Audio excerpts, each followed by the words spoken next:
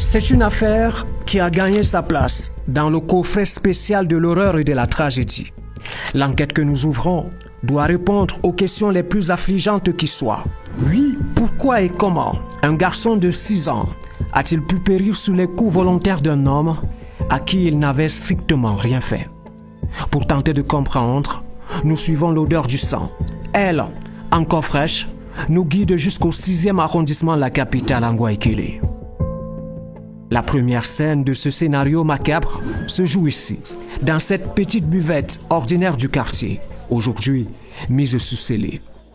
Le père de la victime, rendu muet par la douleur, se plie à l'exercice de la restitution des faits. Moi je viens comme ça, il s'élève là, il vient. L'escorte policière qui nous accompagne était précisément en intervention ce terrible samedi-là. Seulement, l'équipe des essais était loin de se douter que la suite de cette altercation, somme toute anodine, aurait des répliques aussi sanglantes. Notamment ici, nous sommes sur les lieux du crime, le salon du père de la victime.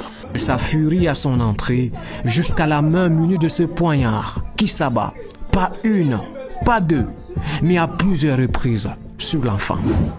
Il est allé chez lui, il a pris un couteau et monté là. Et il dit aux enfants, je suis venu vous tuer. Et avant que l'aîné ne s'aperçoive, il avait déjà déchiré le bras de son frère. Le souffle court, le petit Mathis aurait bredouillé quelques mots. Qui criait, tonton Blake, tu me fais mal. Tonton Blake, tu m'as blessé. Il se bat pour respirer, mais les blessures sont profondes. Ses forces l'abandonnent. Il est sorti de la maison, nous laissant en souvenir ses petites mains pleines de sang sur les murs, prenant l'appui pour aller trouver sa mère en route. Et l'enfant est monté en criant « Maman ». Les murs de la maison sont par endroits maculés de taches de sang, preuve que le garçon, dans un combat pour la vie, aurait tenté d'échapper à la colère du père assassin.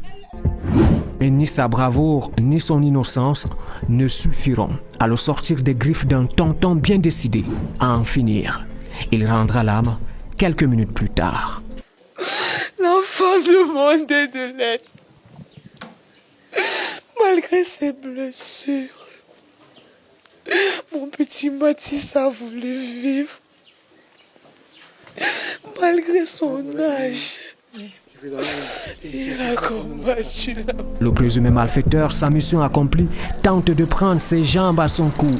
Mais la foule, ameutée par les cris de détresse, court encore plus vite. Son jugement est expéditif. La justice populaire s'abat sur lui. Il est retiré in extremis des mains de ces justiciers de la rue. Et c'est au CHU de Yaoundé que nous le retrouvons. Malheureusement, nous sommes bloqués à l'entrée. Redoutant des représailles, son domicile est scellé sous bonne garde par les forces de maintien de l'ordre. Direction le ministère des Affaires sociales. Ici, on est encore sous le choc. Nous condamnons avec fermeté. Dans le cas d'espèce, il s'agit d'un enfant qui est essentiellement vulnérable et qui doit être protégé. Nous avons mis en place une équipe technique de travailleurs sociaux qui devra se rendre sur le terrain pour déjà encadrer et accompagner cette famille sur le plan psychosocial. Indispensable, car les blessures invisibles causées par pareil traumatisme sont tout aussi létales, voire bien plus, que celles infligées par une arme blanche.